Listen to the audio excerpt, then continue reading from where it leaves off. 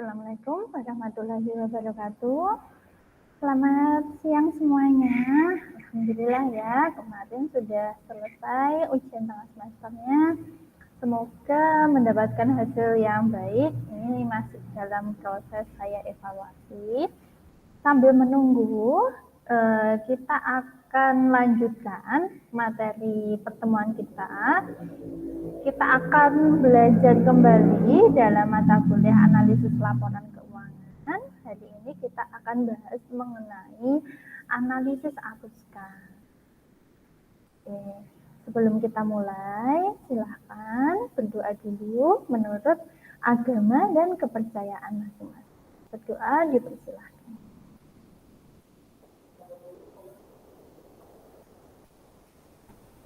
Selesai. Tetap semangat semuanya ya.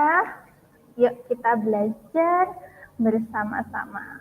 Mudah-mudahan dapat membawa berkah untuk masa depan kalian nanti. Nah, hari ini kita ketemu lagi dalam mata kuliah analisis laporan keuangan. Kita akan bahas mengenai analisis arus kas. Nah, arus kas di sini kita akan bahas mengenai laporan arus kas. Kita pertama kali akan memaparkan dulu relevansinya kas itu apa. Jadi aktivitas operasi perusahaan itu hampir tidak hampir ya, hampir semuanya itu melibatkan konversi kas ke bentuk aset lain. Jadi pada mulanya ketika perusahaan itu berdiri, dia kan membutuhkan kas untuk bikin untuk beli tanahnya, untuk bikin gedungnya, untuk bikin kendaraan, membuat pabrik, terus kemudian membeli persediaan, kemudian diolah, semua itu kan membutuhkan kas. Nah, jadi relevansinya kas itu sebuah operasi perusahaan dimulai dari konversi kas menjadi bahan-bahan yang digunakan untuk kegiatan operasi perusahaan. Setelah kegiatan operasi itu dilakukan, terus kenapa? Dia akan berubah, terkonversi kembali menjadi kas. Misalkan tadi udah beli tanah, gedung, bangunan, dan lain-lain, persediaan dan lain-lain, kemudian melakukan produksi itu hasilnya dijual.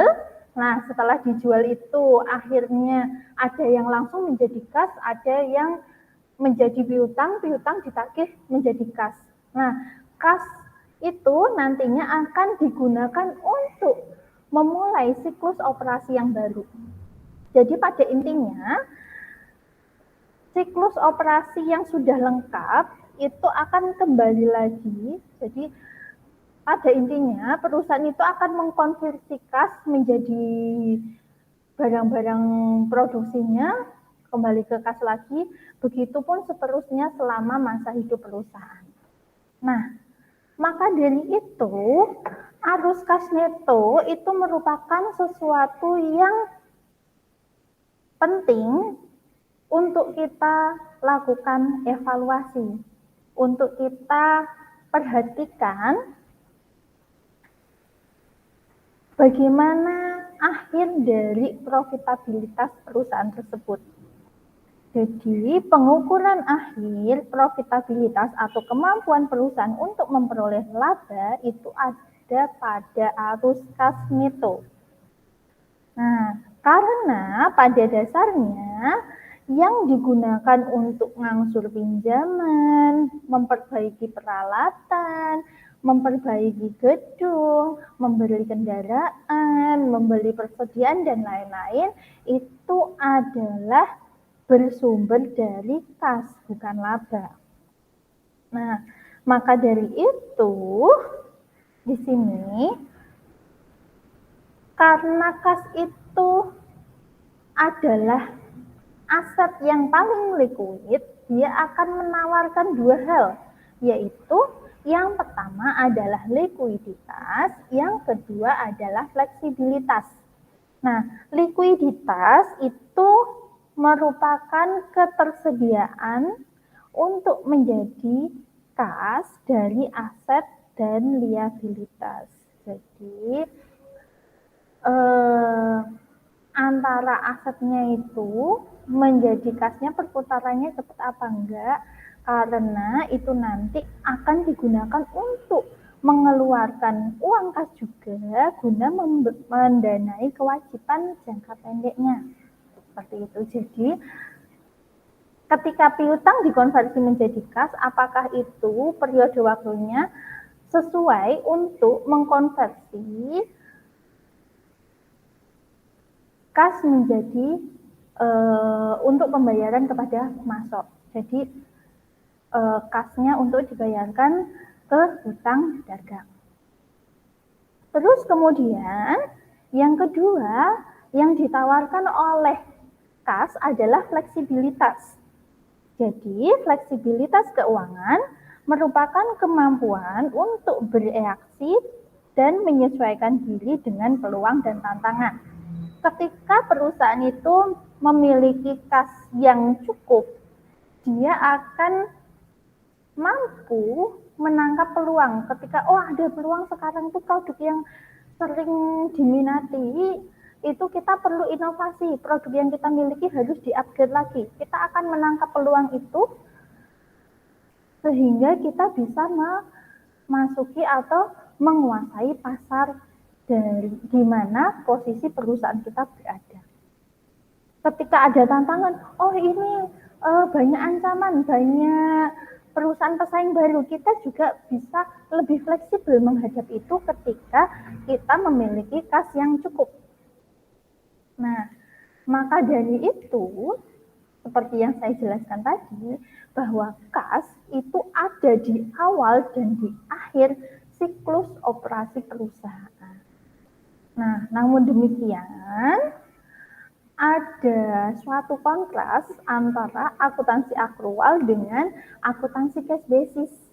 Kontrasnya apa? Kalau akuntansi akrual ini sebenarnya lebih direfleksikan dalam laporan laba rugi. Sedangkan akuntansi secara cash basis itu direfleksikan dalam laporan arus kas. Nah, di mana untuk arus kas bersih itu merupakan akhir dari pengukuran profitabilitas. Jadi apa gunanya perusahaan itu mengklaim bahwa profitabilitasnya tinggi 20%, tapi nggak punya kas untuk membayar gaji. Berarti sama saja itu kurang bagus kondisinya. Maka dari itu di sini analisis arus kas itu akan membantu kita dalam menilai likuiditas, solvabilitas, dan fleksibilitas keuangan. Nah, terus kemudian sebenarnya laporan arus kas itu digunakan untuk apa sih? Jadi, laporan arus kas itu digunakan untuk membantu kita menjawab beberapa pertanyaan ini. Yang pertama, berapakah kas yang dihasilkan dari kegiatan operasi atau yang digunakan dalam kegiatan operasi?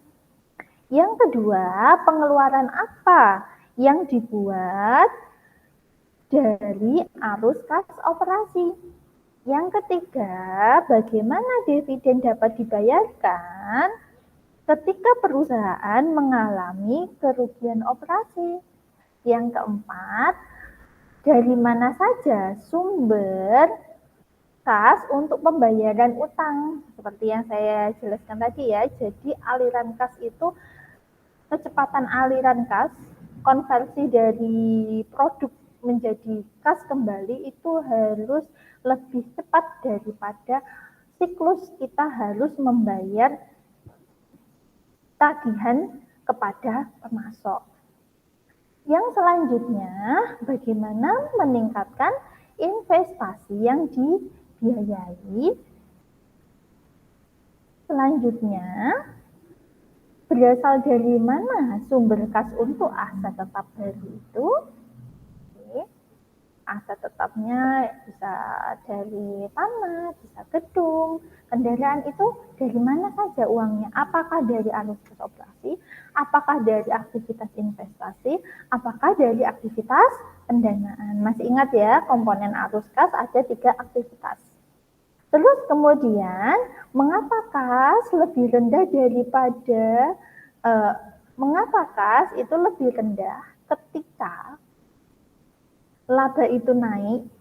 Nah, ini indikasinya apa? Kalau laba perusahaan naik, sedangkan kasnya menurun, bisa jadi, oh ternyata penjualannya lebih banyak, tapi didominasi dengan piutang, penjualan kredit. Oh, bisa jadi kalau kasnya menurun tapi penjualannya naik, itu mengindikasikan kegagalan perusahaan, bisa jadi. Jadi ketika arus kasnya itu lebih rendah daripada lebih rendah pada tingkat labanya naik, itu ada 2 kemungkinan. Ada kemungkinan keberhasilan, ada kemungkinan kegagalan. Maka dari itu kita harus melakukan evaluasi lebih lanjut. Nah, yang selanjutnya adalah bagaimana penggunaan kas yang diterima dari pendanaan baru. Oke. Jadi, di sini pelaporan arus kas seperti yang sudah kita pelajari dari semester 1 sampai semester 7, bahwa laporan arus kas itu berdasarkan aktivitasnya. Nah, aktivitasnya apa? Aktivitasnya secara garis besar ada 3 kelompok utama, yaitu kegiatan operasi, kegiatan pendanaan, kegiatan investasi. Nah, aktivitas operasi itu adalah aktivitas yang berhubungan dengan kegiatan perusahaan untuk menghasilkan laba. Oke, jadi kalau pendapatan dan beban itu kan disajikan dalam laporan laba rugi. Nah, dalam laporan laba rugi itu di dalamnya termasuk aliran kas masuk dan aliran kas keluar yang dihasilkan dari kegiatan operasi seperti ini penagihan piutang dari customer, kemudian investasi pada persediaan, kemudian memperoleh kredit dari pemasok. Nah, itu sebenarnya masuk dalam laporan. Nah, terus aktivitas yang selanjutnya yang dilaporkan dalam laporan arus kas adalah aktivitas investasi. Nah, aktivitas investasi ini adalah sarana untuk memperoleh dan melepaskan aset non-kas. Nah, jadi ini melibatkan aset yang diekspektasikan mampu menghasilkan pendapatan bagi perusahaan seperti pembelian dan penjualan aset tetap, investasi pada efek, jadi pemberian pinjaman dana dan penagihan pokok pinjaman yang diberikan, itu aktivitas investasi. Sedangkan aktivitas pendanaan itu adalah sarana untuk mendistribusikan, menarik, dan menyediakan dana untuk mendukung aktivitas bisnis. Nah, contohnya aktivitas ini peminjaman dan pelunasan dana dengan obligasi ataupun bentuk pinjaman lainnya, pendistribusian dan penarikan dana oleh pemilik modal, dividen, itu masuk aktivitas pendanaan. Nah, nah selanjutnya ini adalah perbandingannya. Ini adalah operating cash flow, jadi arus kas dari aktivitas operasi dibandingkan dengan laba perusahaan Dell. Nah, labanya itu yang warna putih, yang ini yang warna abu-abu adalah arus kas operasi. Nah, yang kedua itu adalah aliran investasi maupun aliran pendanaan. Nah, investasi, terus kemudian ini pendanaan. Pendanaannya sedikit, investasinya banyak. Itu ya.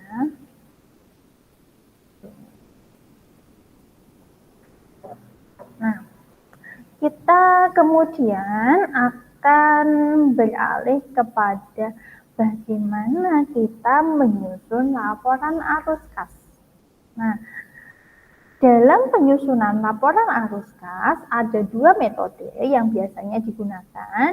Ada metode tidak langsung dan metode langsung. Nah, metode tidak langsung di sini laba neto disesuaikan dengan pos pendapatan ataupun beban non-kas dengan akrual untuk menghasilkan arus kas dari operasi. Keunggulan metode ini adalah adanya pengungkapan rekonsiliasi dari selisih antara laba neto dengan arus kas operasi. Jadi, kalau metode tidak langsung itu kita tidak menyajikannya secara rinci, misalkan pendapatan dari pelanggan, pembayaran kepada pemasok, itu tidak dirinci satu persatu. Tapi langsung kita ngambil angka laba dari laporan laba rugi, diambil laba operasinya, terus kemudian kita yang pertama sesuaikan dulu untuk beban-beban non-kas seperti penyusutan, amortisasi, itu kan sebenarnya dalam aktivitas perusahaan secara real, perusahaan kan tidak mengeluarkan kas, hanya pengakuan saja. Nah, maka dari itu depresiasi ataupun amortisasi itu dimasukkan kembali, menambahkan. Nah, setelah itu baru kita lakukan penyesuaian. Ada nggak kenaikan atau pengurangan pada elemen aset? Ada nggak kenaikan atau pengurangan pada elemen kewajiban? Itu baru disesuaikan, dimasukkan di sini. Nah, sedangkan untuk metode langsung di situ menyesuaikan setiap pos laporan laba rugi untuk akrual yang terkait dan dianggap memberikan format yang lebih baik dalam menilai jumlah arus kas masuk dan arus kas keluar dari aktivitas operasi. Kalau tadi metode tidak langsung kan dia dari laba rugi disesuaikan, oh beban ini nggak masuk, oh beban ini nggak masuk, oh ada kenaikan aset, oh ada misalkan ada kenaikan piutang, oh ada penurunan utang, kayak gitu. Jadi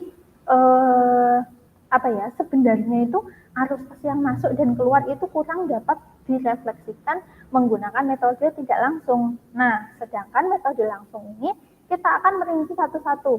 Misalkan penerimaan kas dari pelanggan, pembayaran biaya administrasi, pembayaran biaya pemasaran, terus kemudian pembayaran kepada pemasok, terus bisa potongan penjualan. Jadi itu lebih detail sehingga dia itu dinilai memberikan informasi yang lebih baik kepada analis ataupun pengguna laporan keuangan. Nah, untuk itu dapat dipahami bahwa kedua metode ini sebenarnya identik, sama. Hasilnya itu sama, cuma berbeda pada format penyajiannya saja. Nah, format penyajian yang berbeda itu hanya ada pada komponen arus kas dari aktivitas operasi. Sedangkan untuk arus kas dari aktivitas investasi investasi dan pendanaan itu sama. Kedua metode ini akan menghasilkan cara perhitungan, format, dan lain-lain sama. Nah, ini contoh ya. Kita akan mencoba menyajikan laporan arus kas dengan menggunakan metode tidak langsung. Yang pertama, kita akan melihat dulu arus kas bersih dari kegiatan atau dari aktivitas operasi. Caranya adalah laba bersih dari kegiatan operasi ditambah dengan beban depresiasi dan amortisasi atau beban yang non-kas, ditambah atau dikurangi penjualan aset, ditambah atau dikurangi kas yang dihasilkan atau digunakan oleh aset lancar dan liabilitas jangka pendek. Hasilnya adalah arus kas dari kegiatan operasi. Nah, kita akan memahami logika berpikir kenapa kok depresiasi dan amortisasi itu harus ditambahkan kembali dalam laporan arus kas. Nah, logikanya ketika kita menyusun laporan laba rugi itu kan pendapatan dikurangi beban selain penyusutan dan amortisasi, dikurangi penyusutan dan amortisasi akan menghasilkan laba neto. Namun kenyataannya depresiasi ini tidak dikeluarkan secara kas, hanya untuk penandingan pendapatan dan beban pada periode yang bersangkutan karena salah satu konsep dasar akuntansi kita adalah matching konsep ya. Nah, karena ini sudah dikurangi, padahal beban ini sebenarnya tidak ada arus kas keluar, maka ditambahkan lagi ketika kita nyusun laporan arus kas. Terus kemudian barulah ditambahkan dengan keuntungan atau kerugian dari penjualan aset, kas yang digunakan untuk aset lancar dan liabilitas, jadilah arus kas dari aktivitas operasi. Ini contoh.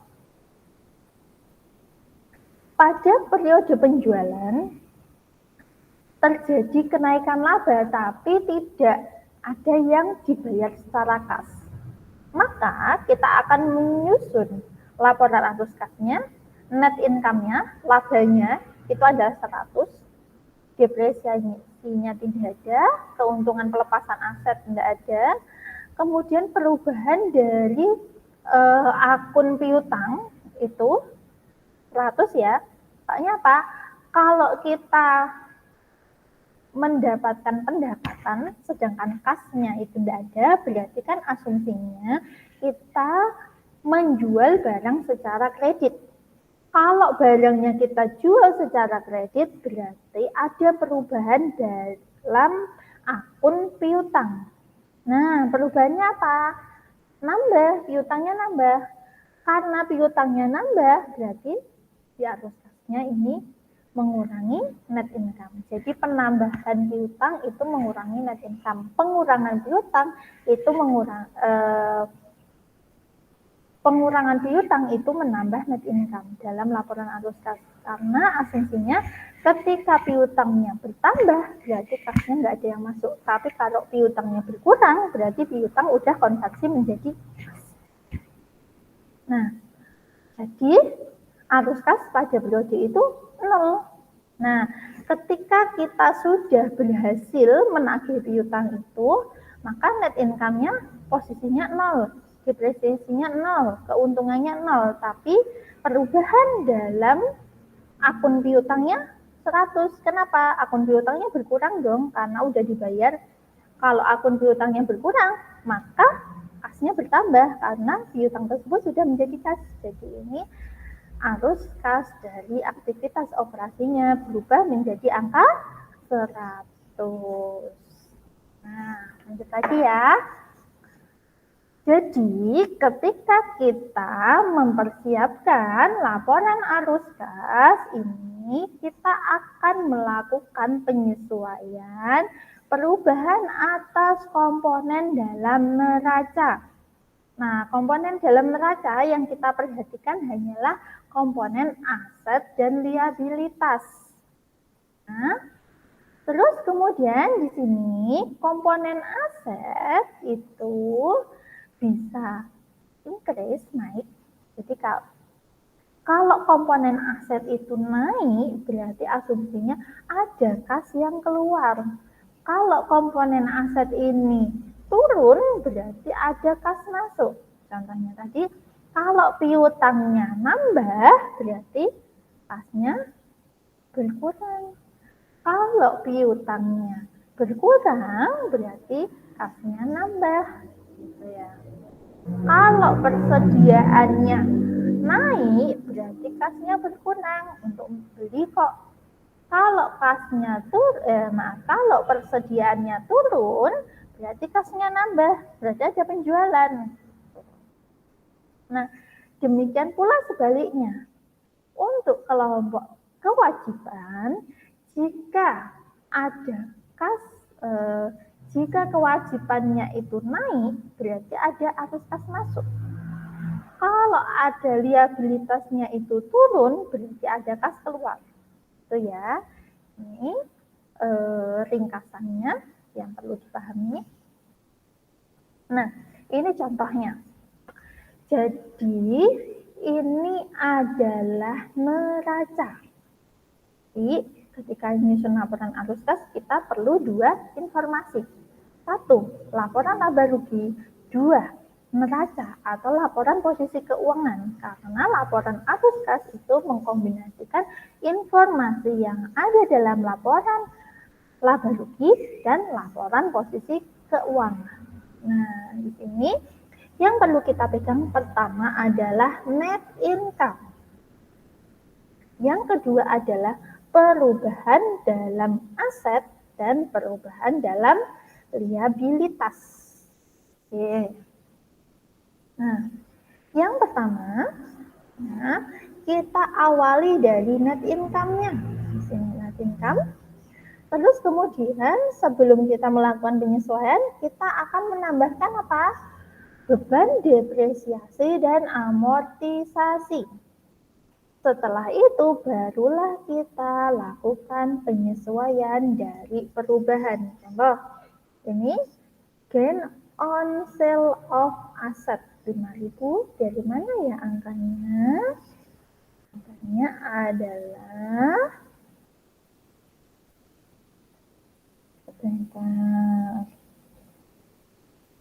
asetnya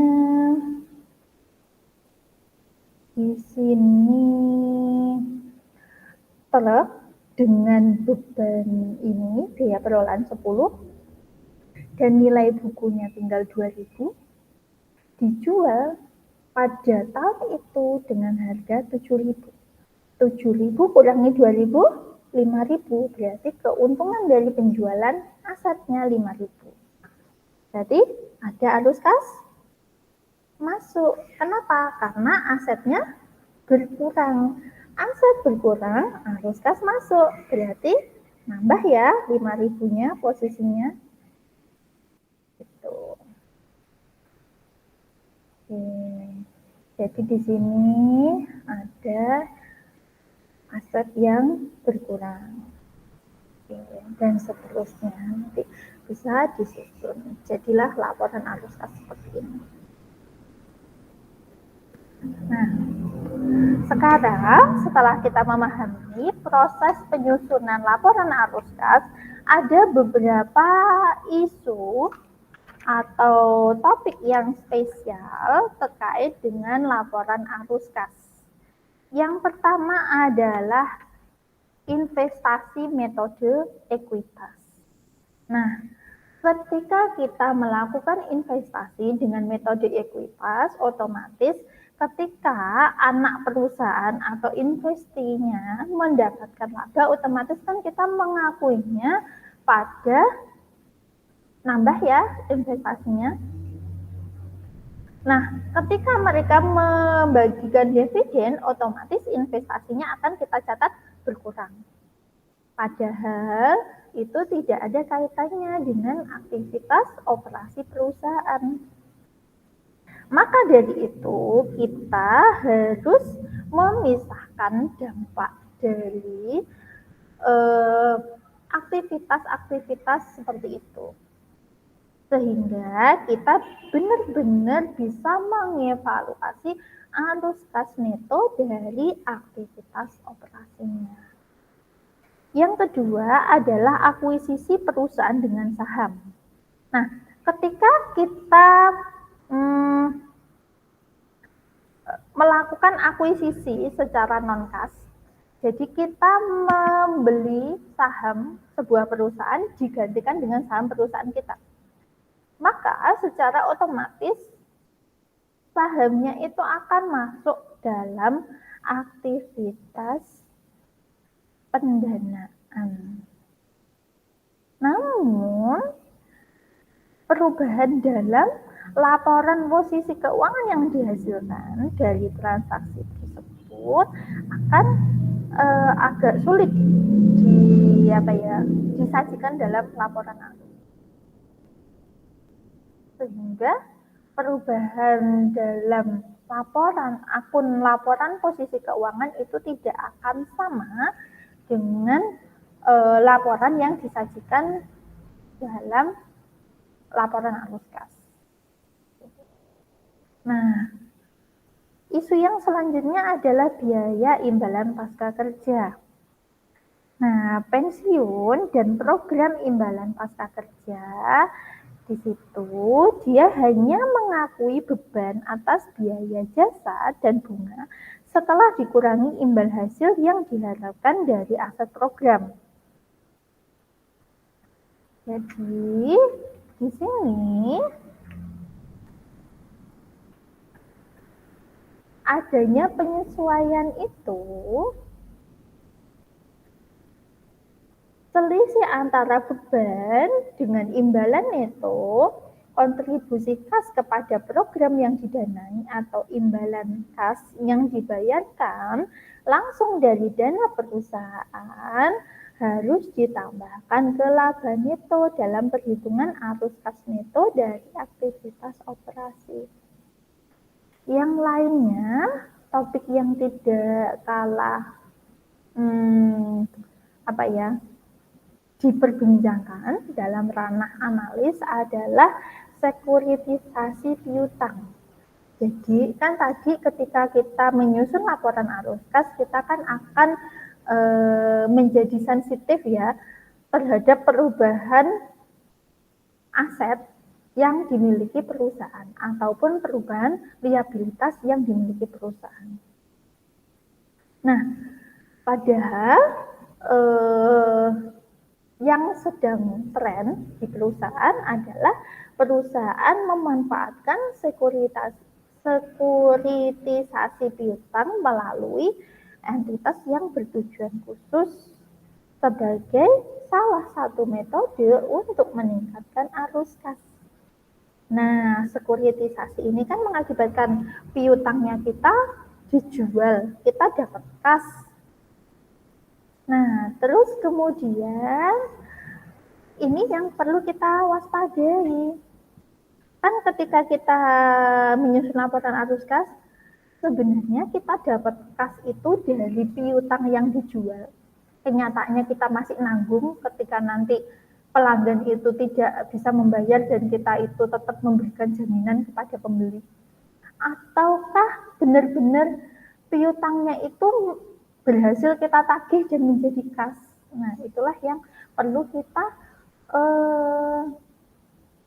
secara lebih detail dan spesifik memperhatikannya ketika kita melakukan analisis arus kas perusahaan.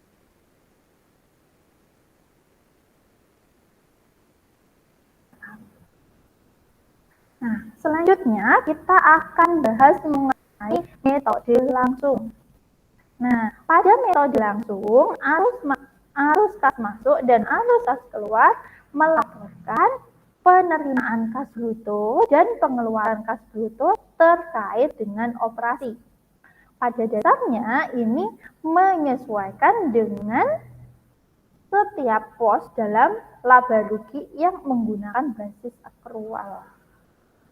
Misalkan di laporan laba rugi itu kan pertama biasanya pendapatan. Nah, pendapatan kalau di laporan arus kas adalah penerimaan dari pelanggan. Terus setelah itu di laporan laba rugi, setelah menghitung pendapatan kan menghitung harga pokok penjualan. Harga pokok penjualan itu dari mana? Oh, persediaan awal ditambah dengan pembelian dikurangi persediaan akhir. Berarti kita akan di laporan arus kas akan menghitungnya, oh setelah arus kas penerimaan dari pelanggan berarti pembayaran kepada pemasok. Nah, setelah pendapatan dikurangi beban pada laporan laba rugi menghasilkan laba kotor, nah habis itu baru dikurangi biaya administrasi dan lain-lain. Jadi pada dasarnya ketika kita menyusun laporan arus kas dengan laporan laba rugi itu mirip setiap posnya, hanya dasar pengukurannya aja yang beda. Kalau laporan laba rugi itu menggunakan basis akrual, kalau laporan arus kas dia menggunakan basis kas. Seperti itu. Nah, sebenarnya untuk para analis, investor itu mereka lebih prefer, lebih senang ketika laporan perusahaan itu disajikan dalam metode langsung. Namun demikian, resiko bagi pemberi pinjaman umumnya lebih besar ketika terjadi fluktuasi arus kas dari aktivitas operasi dibandingkan dengan fluktuasi pada laba neto. Jadi kalau arus kasnya itu sangat fluktuatif dibandingkan dengan laporan laba rugi yang menyajikan laba yang sangat fluktuatif, itu sebenarnya perusahaan lebih beresiko yang kasnya fluktuatif. Nah, maka dari itu mereka itu lebih senang kalau laporan arus kas itu menggunakan metode langsung.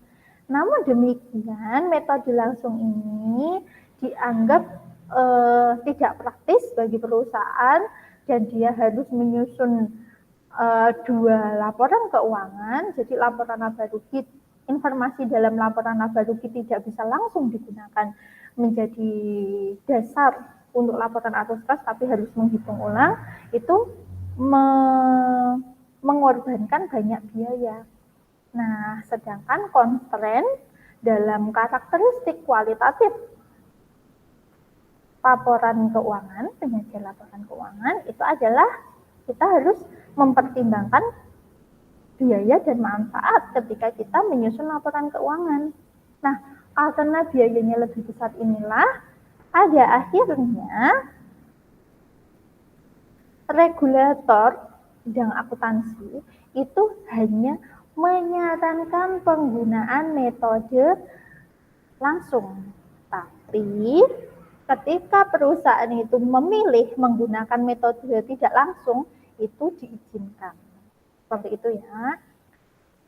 Jadi karena pada dasarnya ketika perusahaan itu membuat laporan arus kas dengan cara langsung, dia harus mengungkapkan rekonsiliasi laba neto juga terhadap arus kas operasi dalam suatu daftar yang terpisah. Jadi kalau dia menyajikan dalam membuat laporan arus kasnya menggunakan metode langsung, dia juga harus membuat laporan arus kas secara tidak langsung sebagai bentuk rekonsiliasi terhadap laporan laba rugi di CALK-nya, kayak gitu. Sehingga menurut manajemen ataupun perusahaan itu biayanya cukup besar. Oke, nah ini kita juga bisa mengubah metode yang tidak langsung menjadi metode langsung. langsung. Contohnya di sini ya, kita menerima arus kas dari kegiatan operasi ini meliputi penerimaan kas dari customer, terus kemudian pembayaran untuk pembelian perlengkapan, pembayaran untuk beban operasi, terus kemudian ini arus kas dari aktivitas operasi sekian gitu. Jadi kita bisa melakukan konversi metode tidak langsung menjadi metode langsung. Nah, sekarang kita akan bahas keterbatasan dari pelaporan arus kas. Jadi, ada beberapa keterbatasan dari pelaporan arus kas pada saat ini. Yang pertama, dalam praktiknya tidak mensyaratkan pengungkapan tersendiri dari arus kas yang terkait dengan pos luar biasa atau operasi yang dihentikan. Jadi tidak ada pemisahan. Kalau di laporan laba rugi itu kan ada ya pemisahan antara operasi yang dihentikan dan operasi yang tetap dilanjutkan. Yang kedua, bunga dan dividen yang diterima ataupun bunga yang dibayarkan diklasifikasikan dalam arus kas operasi, itu juga masalah. Yang selanjutnya, pajak penghasilan diklasifikasikan sebagai arus kas operasi, padahal belum tentu. Nah, kalau pajak penghasilan itu ada komponen, ya memang perusahaan jualan sehingga dari labanya kena pajak. Nah, tapi kan perusahaan juga melakukan investasi kepada perusahaan lain, sehingga dia mendapat dividen. Ketika dapat dividen, dia juga harus membayar pajak penghasilan. Jadi, ketika kita tidak bisa mengalokasikan pajak penghasilan itu secara proporsional, maka disitulah keterbatasannya laporan arus kas. Secara proporsional berdasarkan apa? Berdasarkan aktivitas yang dilakukan. Karena di laporan arus kas kan ada 3 aktivitas. Aktivitas operasi, pendanaan, dan investasi. Nah, yang terakhir, keterbatasan dari laporan arus kas itu adalah penghapusan keuntungan atau kerugian atas penjualan aset tetap sebelum pajak, bukan setelah pajak.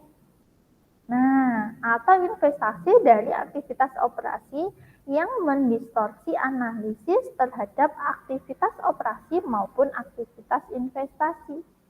Hal ini dikarenakan pajak yang terkait tidak dihapus, melainkan menyisakan total beban pajak dalam aktivitas operasi.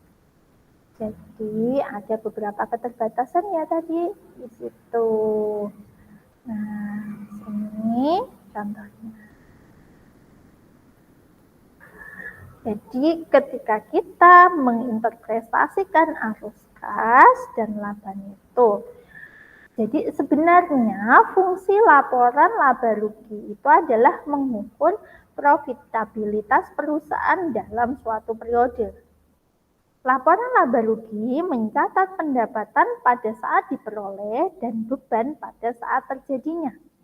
Namun, laporan laba rugi tidak menunjukkan waktu arus kas masuk dan arus kas keluar, maupun dampak operasi terhadap likuiditas dan solvabilitasnya.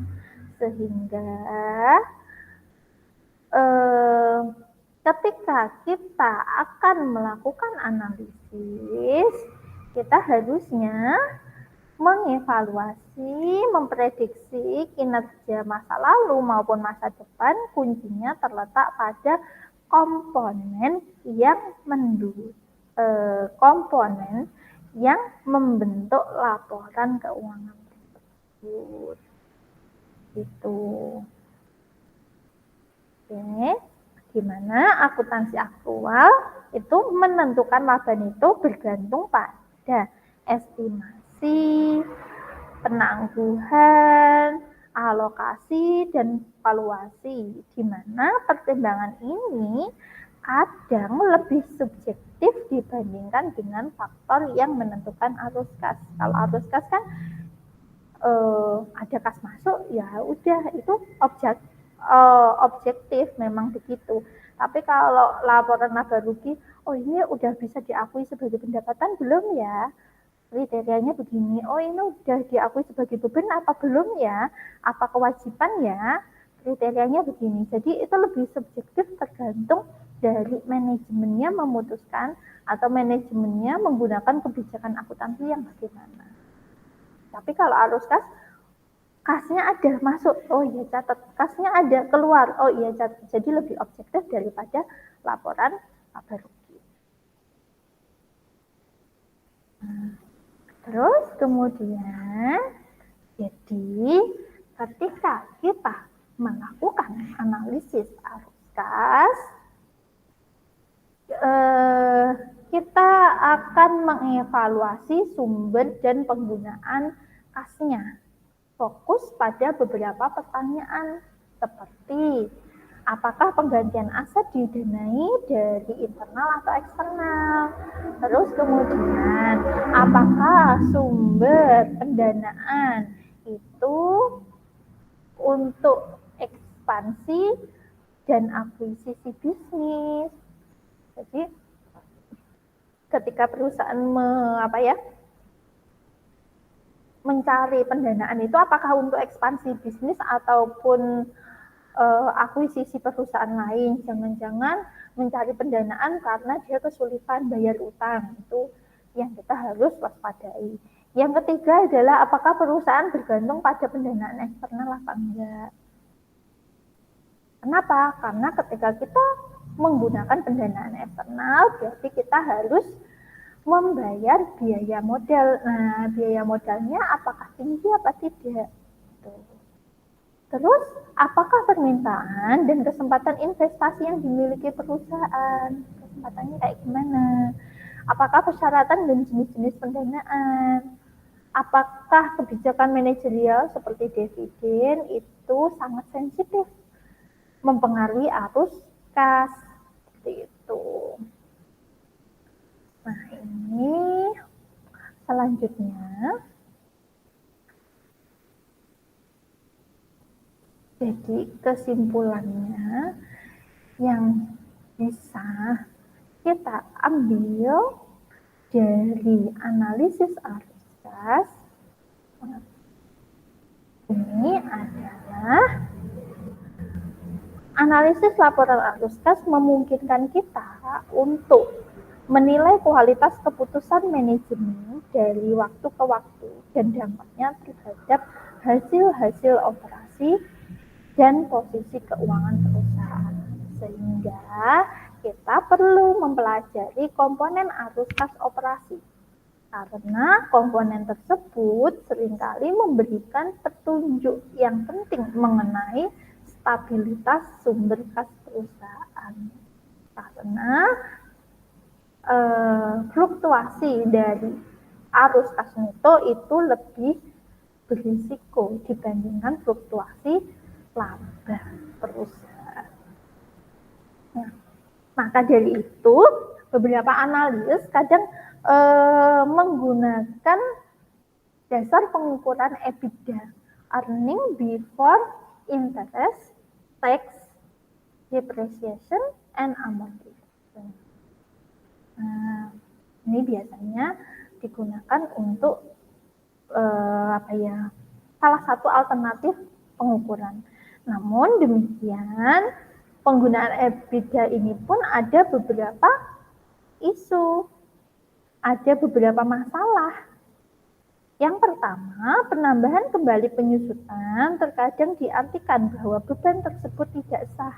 Padahal kenyataannya ketika kita melakukan kegiatan produksi, kita memanfaatkan aset, utamanya aset tetap, itu kan mereka suatu saat nanti kan harus diganti lagi. Itu real terjadi kayak gitu. Kita perlu menandingkan pendapatan dan beban tadi. Maka itu agak kurang relevan. Yang kedua, beberapa mengartikan bahwa penambahan kembali penyusutan untuk mengindikasikan bahwa kas telah disediakan untuk penggantian aset jangka panjang. Itu juga tidak benar. Penambahan kembali beban penyusutan tidak menghasilkan kas.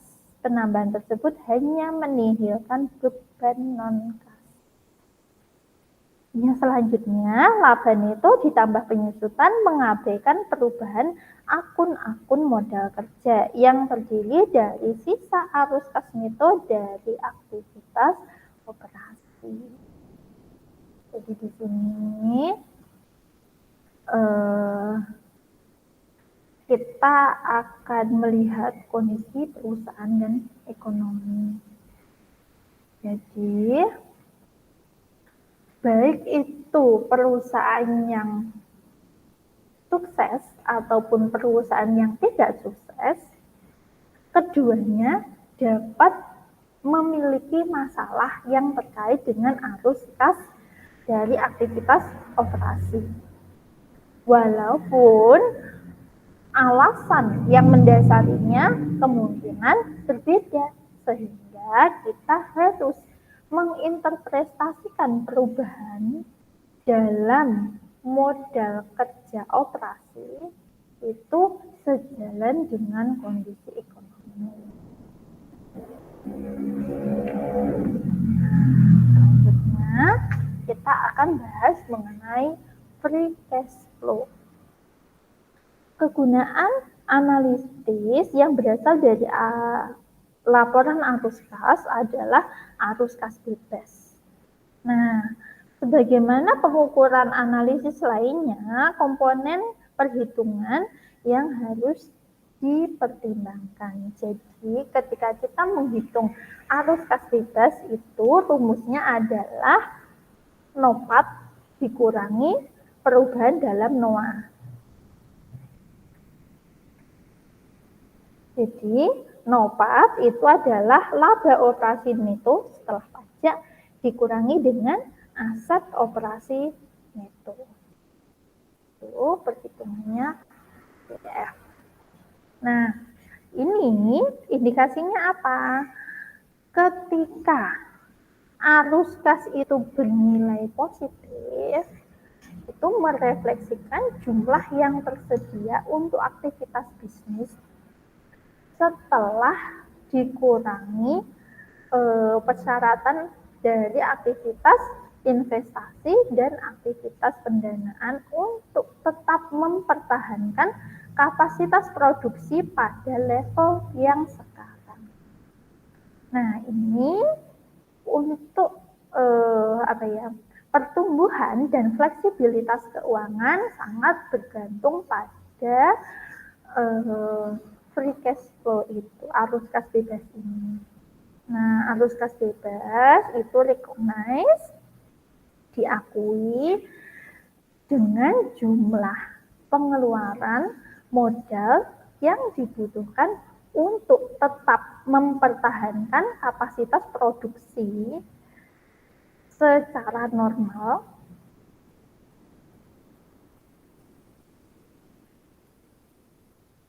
Jadi kita akan memaintain itu secara terus-menerus. Jadi tanpa kehilangan kapasitas produksinya.